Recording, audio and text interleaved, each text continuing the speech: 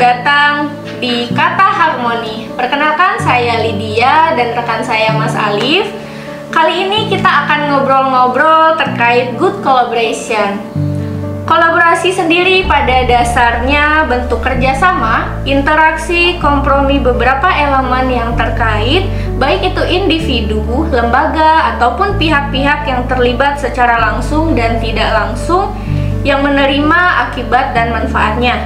Dalam dunia kerja sendiri, kolaborasi yang baik sangat diperlukan untuk kepentingan bersama, yakni kinerja perusahaan yang baik. Terciptanya suatu kolaborasi tidak terlepas tentunya dari lingkungan kerja. Apakah lingkungan kerjanya memberikan support sistem yang baik atau malah memberikan lingkungan kerja yang toksik kepada kita?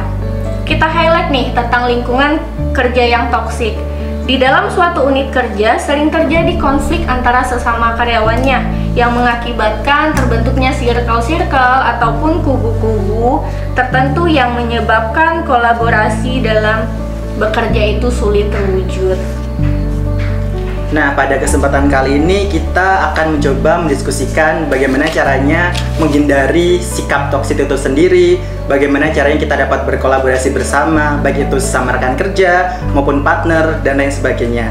Dan telah hadir bersama kita Pak Budi Suyono. Assalamualaikum Bapak. Waalaikumsalam warahmatullahi. Bagaimana kabarnya hari ini Bapak? Baik, sehat. Mas Alif. Alhamdulillah. Baik. Pada kesempatan yang pagi yang cerah hari ini kita akan mendiskusikan tentang tema yang sangat bagus nih Pak, dengan tema good collaboration.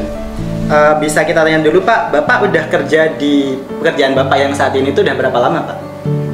Ya alhamdulillah, ya kita insan BUMN lah ya. Sudah kurang lebih 25 tahun lah, kurang lebih segitu. Dan kita juga sudah memiliki nilai yang diseragamkan, yaitu nilai akhlak. Kalau tadi tentang kolaborasi ya itu salah satu di situ. Kita ngobrol santai aja, mudah-mudahan memahami dengan betul-betul sampai mendalam, bahkan dalam aplikasinya tentunya diharapkan dengan kolaborasi itu menghasilkan kinerja yang unggul di semua BUMN khususnya. Oh, berarti 25 tahun itu udah istilahnya udah expert ya, udah iya, bukan waktu yang sedikit lagi, ya, betul. Bahkan untuk saya aja nih baru masuk 25 tahun. Oh sama, saya 2 tahun lebih muda daripada Mbak Lydia. Ya itu biasa, memang biasanya jam terbang lah ya, dari pengalaman, dari kejadian-kejadian, dari situasi-situasi baik perusahaan maupun dalam lingkup yang lebih makro. Nah, jadi itu kita bisa memahami kolaborasi itu, oh ternyata seperti ini, kendala seperti ini, dan kita harus seperti apa, kira-kira seperti itu. Pada zaman sekarang nih Pak, adanya fenomena toxic environment dalam dunia kerja ataupun lingkungan kerja, di mana adanya atmosfer orang-orang atau kombinasi semuanya membuat kita kecewa dan tertekan. Menurut Bapak Budi sendiri, kenapa sih fenomena toxic environment tersebut bisa terjadi, dan mungkin ada saran dari Bapak nih bagaimana cara kita mengatasi fenomena tersebut? Iya, ya tadi sepakat ya, yang kita bidik itu adalah kolaborasi. Jadi yang dituju kolaborasi. Ya. Dengan kolaborasi itu tentu yang diinginkan perusahaan akan produktif, itulah kira-kira ya. Betul. Jadi dengan alat atau kata kolaborasi ini bagaimana perusahaan menjadi produktif, dan itu banyak teorinya. Kolaborasi biasanya 1+1 tidak 2, yang diharapkan 3 bahkan tidak terbatas. Yang tidak diinginkan jangan sampai 1+1 malah menjadi 0. Nah itu kira-kira saya menafsirkan analoginya seperti itu. Nah sekarang pertanyaannya, apa bisa 1+1 malah 0 gitu? Bisa saja gitu, ya kira-kira itu. Nah, kita paham kalau kolaborasi itu secara knowledge, secara definisi itu kan mudah dipahami ya. Kamu harus kolaborasi, itu kan berarti kita harus seperti apa gitu ya. Nah kalau dalam nilai akhlak itu turunan dari kolaborasi itu adalah membangun kinerja kerjasama yang sinergis ya, kalau tidak salah seperti itu. Nah, pertanyaan adalah prakteknya gampang atau susah kira-kira?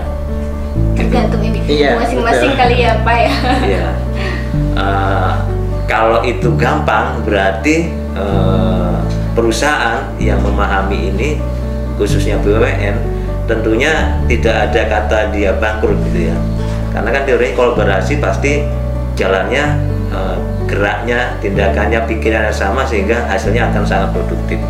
Tapi kan realnya salah satu, walaupun faktornya banyak, barangkali salah satu aspek kolaborasi ini tidak bisa berjalan dengan semestinya. Kira-kira seperti itu, sehingga ini menjadi salah satu variabel yang penting berarti kolaborasi itu. Ketika itu tidak bisa berjalan, maka produktivitas perusahaan juga tidak berjalan, bahkan pada tahap yang fatal bisa tutup perusahaannya. Kira-kira seperti itu. Bapak kan udah lama nih Pak, udah 25 tahun bekerja di BUMN. Nah kira-kira Bapak pernah nggak menemukan atasan, rekan kerja, ataupun bawahan yang kira-kira toksik atau mungkin memberikan pengaruh buruk kepada yang lain gitu Pak? Ya biasanya namanya perusahaan itu suatu badan, ada saja ya yang hal-hal seperti itu ada saja itu ya. Nah, tadi kembali ke topik utamanya kan, dalam hal seperti apa sih kolaborasi itu sulit atau tidak berjalan gitu ya. Mungkin Mbak Lydia atau Mas Alif punya saudara, pernah enggak ada punya saudara? Punya Punya Pak. Punya saudara. Iya. Katakanlah dari SD, SMP atau sekarang, pernah enggak masa-masa itu bertengkar itu? Tentunya pernah Pak. Pernah. Pasti ya. Tapi sekarang udah akur ya? Sudah. Iya, Sudah ya, alhamdulillah. sudah. Atau betul ya, ada keluarganya Insya masih Allah. ada. Alhamdulillah. Tahu saya nih, contoh saya mungkin masa-masa nggak akur dengan kakak saya itu SMP, SMA gitu ya, ring waktu itu. Ya walaupun mungkin tanding tenis meja atau kegiatan apa, kalah atau apa, itu bertengkar ya, sampai kita saling lempar sepatu, menyembunyikan macam-macam lah seperti itu. Nah, kalau situasi seperti itu kan tidak dalam satu visi, tidak bisa bekerja sama gitu loh. Terus kalau ada juga loh, ini kan kaitannya nanti kita, karena ini momentum Lebaran, mohon maaf lahir batin. Iya, mohon maaf lahir batin. Ada kaitan ke Iya. situ biasa. Nantinya kolaborasinya ada, kita kaitkan momentum itu, berarti harus ada tindakan atau tata cara, suasana hati yang saling memaafkan dengan sebenar-benarnya, kira-kira seperti itu, harus berlapang dada. Fenomenanya adalah ada loh kakak adik dalam satu rumah gitu ya, 5 tahun, terus sudah berapa lebaran itu ya, itu tidak saling menyapa, walaupun kenapanya kan yang lebih tahu keluarga, sampai bapak ibunya itu merangkulkan mereka dalam momentum lebaran kemarin dan itu belum berhasil ya. Banyak juga yang lebih parah itu ya, kan sekarang IG banyak ya, komen-komennya ada juga, bahkan 10 tahun dia menginfokan itu baru 5 tahun, saya 10 tahun. Kenapa? Karena dia mengorbankan, dia cowok ya, kakaknya mengorbankan tidak kuliah untuk membiayai adiknya suruh kuliah dengan harapan keluarganya nanti membaik, dan sudah titip pesan tuh ya, kamu saya biayai kuliah yang baik, jangan sampai ini, sampai lulus lah, sampai berhasil sehingga kehidupan lebih baik. Kakaknya berkorban, dia kerja di hutan, di kelapa sawit misalnya seperti itu. Singkatnya ternyata adiknya tidak bisa mengemban amanah itu dan tidak berhasil kuliahnya ya. Bahkan mohon maaf istilahnya hamil duluan ya, diinfokan seperti itu. Nah, ini kan sampai 10 tahun dia tidak bisa komunikasi dan tidak mau gitu loh, kolaborasi gitu loh.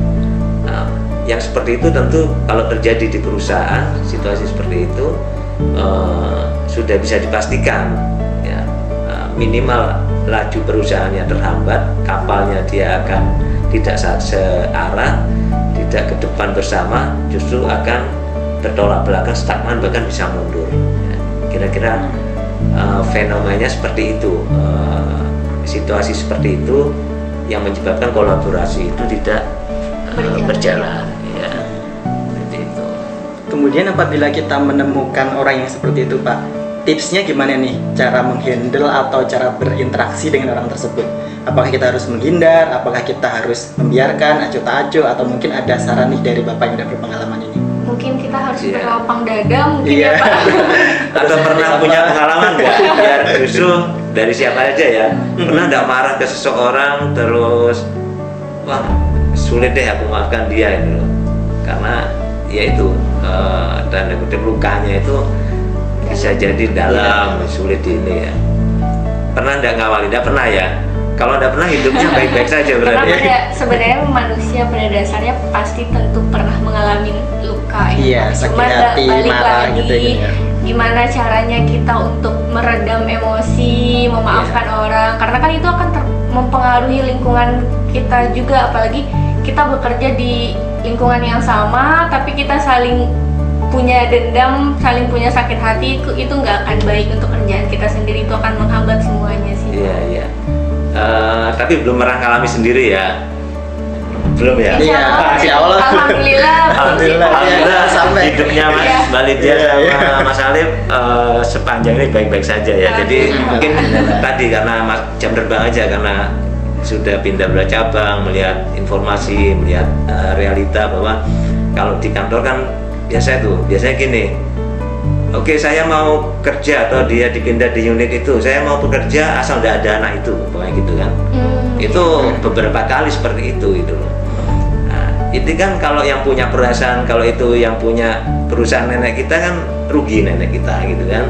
Nah, tapi itu tidak dirasakan mereka bahwa pokoknya kalau ada itu saya tidak mau, kalau tidak ada itu oke, saya akan maksimal mengerjakannya. Nah, kira-kira contoh yang sering terjadi seperti itu. Bahkan mohon maaf nih, dalam lingkup negara itu terjadi, tidak mudah ya, tidak mudah untuk kolaborasi itu ya. Situasi sekarang tidak sama Lebaran, mungkin Bu Mega sama Pak Jokowi ini kan semua rakyat Indonesia berharap Lebaran ini salam-salaman ya. Tapi itu sampai sekarang tidak terjadi ya. Ini memberikan pelajaran berharga kita. Satu sisi paling tidak teorinya kita tahu, suatu saat kita mengalami seperti itu, mudah-mudahan bisa melakukan hal yang seharusnya gitu ya. Walaupun konteksnya politik, tapi maksudnya kolaborasi alurnya kira-kira seperti itu. Berdasarkan historis, kalau walaupun konteksnya politik, Bu Mega dengan Pak SBY itu berapa tahun? 20 tahun lah kurang lebih. Sekarang tidak ada tegur sapa, padahal rakyat, sudut pandang rakyat menginginkan kolaborasi itu. Di BUMN, ayo kolaborasi, kamu menjalin kerjasama. Tapi kita ada fenomena itu, tapi contoh tadi memberikan dua pelajaran. Satu sisi itu real, ternyata kolaborasi itu tidak mudah. Tapi sisi lain kita harus optimis bahwa memang harusnya ada barang contoh yang lain sehingga tidak seharusnya seperti itu ya. Kira-kira gambarnya seperti itu yang saya pahami. Seperti Ya, yang Bapak bilang Pak, kolaborasi itu kan sangat penting ya Pak. Tadi balik lagi Pak Budi bilang bahwa ada nih fenomena bahwa satu karyawan ini tidak mau kerja kalau karyawan ini masih ada di lingkungannya gitu. Bapak sebagai Deputy Branch Manager di salah satu perusahaan BUMN ini, gimana sih Pak cara menyelesaikan hal tersebut agar semuanya baik-baik aja nih? Kan nggak mungkin salah satu karyawannya dipindahkan atau bagaimana gitu Pak? Iya, tadi di lingkup perusahaan yang lebih kecil ya, tadi sudah, karena lingkup negara pun seperti itu, mungkin harus ada contoh ekstrim ya yang rujukan lah yang kuat, sehingga mudah-mudahan dengan seperti itu bisa menjawab. Jadi kalau teman-teman ada sahabat Rasul ya, itu yang sebaya dengan beliau, namanya Hamzah, itu paman beliau dan sebaya ya. Itu seseorang yang sangat disayangi. Singkatnya, dalam suatu peperangan itu sudah dibidik sama musuhnya ya, namanya Hindun. Dia mengutus penombak ulung namanya Wasi gitu ya. dia ditugaskan untuk dalam perang itu hanya fokus membidik Hamzah itu, ya. Singkatnya, Hamzah terbunuh, ditombak, dadanya dirobek, ya, hatinya dimakan, ya. Kejadian seperti itu ya, sejarah menceritakan seperti itu. Kita bisa membayangkan bagaimana jika orang yang melakukan itu datang kepada kita dan minta maaf, gitu ya. Kira-kira bisa bayangkan nggak itu? Iya. Kalau saya sih pasti udah saya Sulit sekali. Iya, udah nggak bisa mengungkapkan Iya. kata-kata lagi. Ya, saya membayangkan sulit ya. Tapi akan lebih sulit bagaimana singkatnya Nabi Muhammad Rasulullah itu memaafkan. Ya. Kita sulit membayangkan kejadian itu, tapi saya lebih sulit membayangkan bagaimana Rasul memaafkan, gitu ya. Sehingga kalau kita bayangkan juga kalau dia hidup di zaman sekarang kira-kira gitu, dengan tadi kolaborasi kejadian kantor, tidak mau berseberapa, dia tidak mau kerja kalau ada orang itu, kayak gitu ya, atau lingkup negara tadi, tentunya sangat tidak kecil sekali ya kalau dia hidup di zaman sekarang untuk dimaafkan. Yang umum terjadi kaidah kalau nyawa dibayar nyawa, gitu kan. Gitu. Tapi kejadiannya sejarah mencatat seperti itu, sehingga Hindun dan Wahsy datang kepada Rasulullah dimaafkan. Singkatnya, mereka justru mengalami kemuliaan ya dalam berproses itu, karena ujungnya dia dengan dimaafkan itu menjadi sahabat Nabi, ya. Sejarah seperti itu, kayak dongeng tapi reality seperti itu, ya. Nah, ini jelas menggambarkan bahwa oh ada loh, bisa loh seperti itu, sehingga level-level di bawahnya seperti tadi harusnya bisa, gitu ya. Tapi tetap, menurut saya tetap konsisten bahwa ketika dia melanggar diingatkan, dikasih surat peringatan, tapi setelah itu ya sudah, kapal harus terus berjalan. Hal-hal yang tidak kita setelah tahu memahami seperti itu, hal-hal seperti itu sebagai variabel yang menghambat kolaboratif harus kita tinggalkan bersama-sama, kira-kira seperti itu. Sungguh inspiratif sekali ya ceritanya seperti itu. Dari obrolan kita tadi nih Pak, berarti untuk silaturahmi dan menjaga kolaborasi itu serta komunikasinya juga harus penting ya Pak, biar semuanya terjalin dengan baik, kolaborasinya berjalan. Iya, begitu betul, ya Pak? betul. Iya, harus Tetap silaturahmi berarti ya Pak ya? Iya, tetap silaturahmi. Secara teknis ada juga biasanya kan kalau kita dalam perusahaan itu kan ada bergiliran ya, ada metode pokoknya mulai dari nol gitu ya, ada juga seperti itu. Biasanya untuk teman-teman yang tugas di tempat baru, secara alami dia akan menerima informasi, oh si A gini, si B gini, si B, dengan metode kayak tagline-nya SPBU mulai dari nol. Artinya hal-hal yang tidak baik itu tidak dipakai, sepakat bahwa kita harus melakukan yang terbaik ke depannya. Kalau saya pribadi malah dari nol, kalau menurut saya mungkin nyoba dengan seperti itu, real sekarang dia seperti apa itu ya, karena masih ada celah tuh kalau seperti itu, ada informasi masuk atau kita mencari informasi, alam sadar kita akan terima, oh si A gini ya, si A gini, sehingga barangkali salah satu opsinya adalah kita lihat real now dia seperti apa, ayo kita ajak ke depan bahwa ini harus dilakukan bersama-sama karena masing-masing punya potensi masing-masing, sehingga dengan kolaborasi tadi 1 tambah 1 kita menghasilkan 3, 5, 10 bahkan lebih itu ya.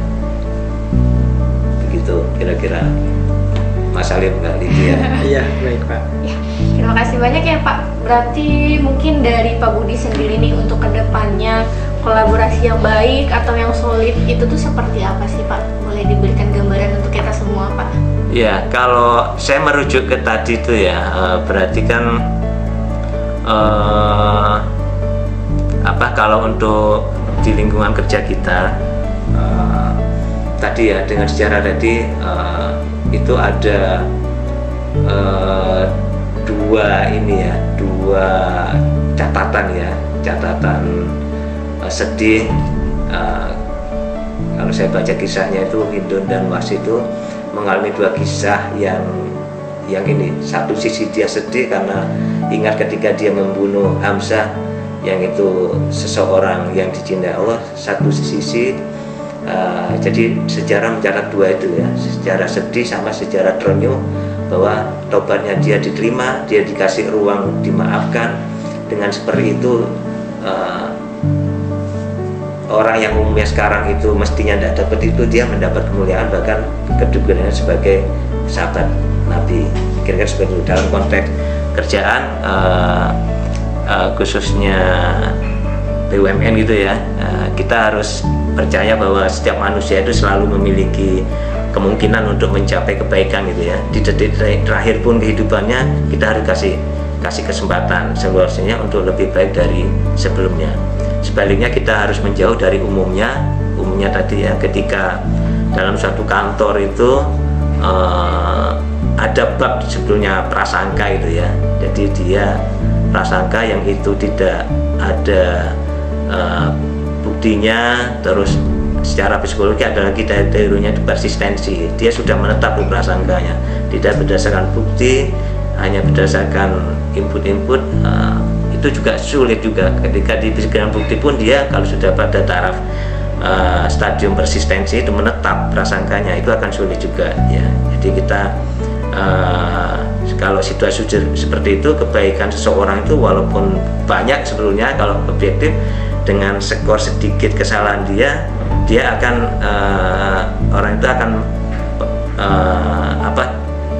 terus diketahui kejelekannya itu dan terus dibicarakan di sudut-sudut kantor, di mana gitu. Nah, itu jadi kita mudah-mudahan menjauh dari hal yang seperti itu.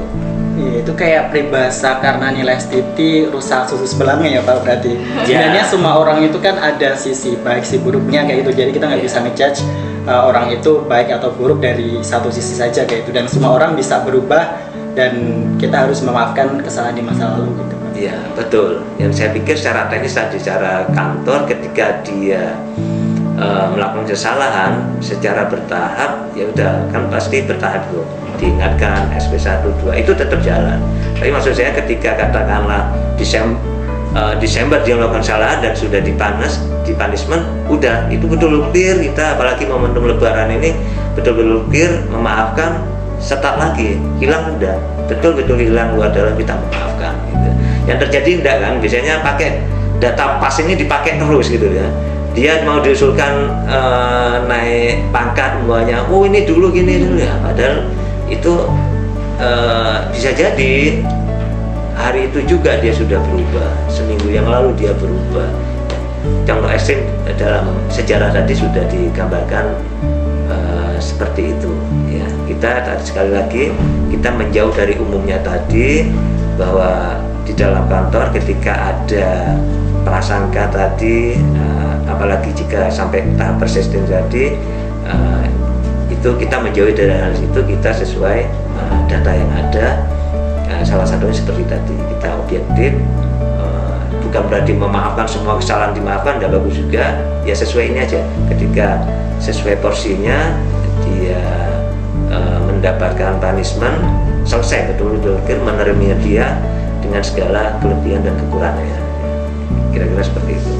Berarti kalau untuk sesama manusia nih Pak ya, kita berarti intinya poinnya percaya bahwa setiap orang itu pasti berbuat salah, tapi percaya juga bahwa setiap orang pasti ada di titik nanti dia akan berusaha lebih baik, memaafkan, juga memberikan kesempatan ya Pak, itu untuk pribadi individu kita masing-masing. Tetapi kalau untuk Bapak sebagai deputi branch manager, pastinya sesuai prosedurnya, jika salah diberikan punishment, tapi cukup hanya sampai saat itu, karena punishmentnya sudah cukup untuk dengan kesalahannya gitu ya Pak ya. Makanya momentum Lebaran, bermaafan itu kan ada momentum nih, seperti kita sekarang nih ya. Makanya ketika Lebaran, maaf udah betul-betul luar dalam ya. Kita belajar seperti itu, merujuk pada sejarah tadi yang menurut saya itu ekstrim ya, tapi ada loh gitu loh. Dan itu bisa output akhirnya justru menghasilkan yang kita inginkan. Jadi realita kolaborasi bisa kita wujudkan dengan merujuk sejarah tadi. Kira seperti itu. Bagaimana Mas Alif, sudah banyak ya sudah sangat gambaran tercerahkan tentang, dengan gambaran semua tentang kolaborasi, gambaran. pentingnya Betul. silaturahmi, saling memaafkan, serta memberikan punishment yang sesuai dengan prosedurnya, proporsinya ya Pak. Mungkin dari Mas Alif ada pertanyaan terakhir untuk Bapak. Kalau saya mungkin gini Pak, kan kita punya kesempatan untuk memperbaiki apa kesalahan yang telah lalu, kemudian kita ingin agar berjalan ke depannya itu menjadi lebih baik lagi gitu Pak. Mungkin terakhir saja closing statement dari Bapak, atau mungkin ada himbauan kepada teman-teman yang di rumah seperti itu Pak.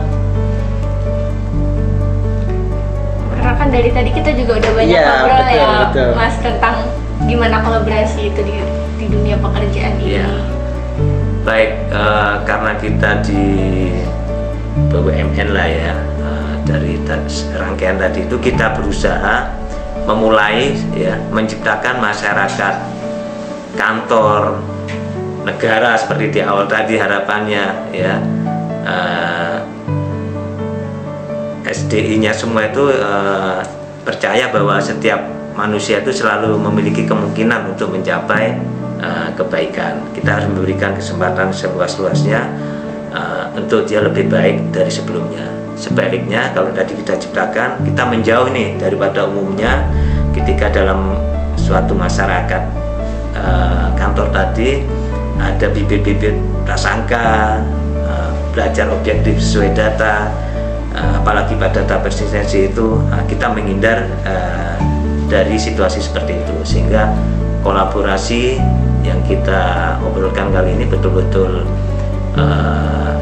menjadi salah satu variabel yang kita yakini dengan menjalankan itu tujuan perusahaan tentu akan lebih produktif, jauh akan lebih produktif, bahkan di luar perkiraan kita ya, karena 1 ditambah 1 tidak menjadi 0, tapi 1 tambah 1 menjadi 10, 11, bahkan tidak terbatas. Kira-kira seperti itu. Terima kasih ya Pak atas closing statementnya, sangat bagus sekali, dan pembahasan kita juga tentang good circle, good collaboration. Ya, mungkin terima kasih Bapak atas kesempatan yang diberikan, kemudian udah meluangkan waktunya. Kita sadar kalau Bapak mungkin banyak pekerjaan yang ditinggalkan gara-gara mengikuti podcast ini. Betul. Ngobrol dengan kita ya Mas Alif ya. Iya, sama-sama. Mohon maaf lahir batin. Iya, mohon maaf lahir batin Pak. Langsung praktek barangkali ada salah kata. Ya. Semoga di podcast kali ini dapat memberikan gambaran kepada teman-teman yang lain agar collaboration itu dapat terlaksana seperti nilai akhlak. Di kolaboratif itu kan membangun kerjasama yang sinergis. Jadi kita harap semuanya itu dapat berjalan dengan baik, lancar, tanpa adanya toxic environment seperti itu.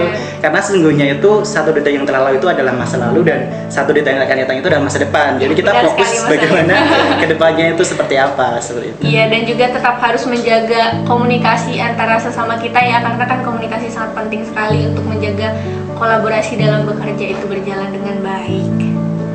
Betul, baik. Terima kasih sebelumnya Bapak. Sama-sama. Kami kita tutup dari Mbak Lydia, silakan. Baiklah, untuk menutup obrolan kita dengan Pak Budi yang sangat menarik ini, maka dengan terciptanya lingkungan kerja yang sehat, nyaman, dan aman dapat menciptakan kolaborasi yang solid antara kita semua. Wassalamualaikum warahmatullahi wabarakatuh.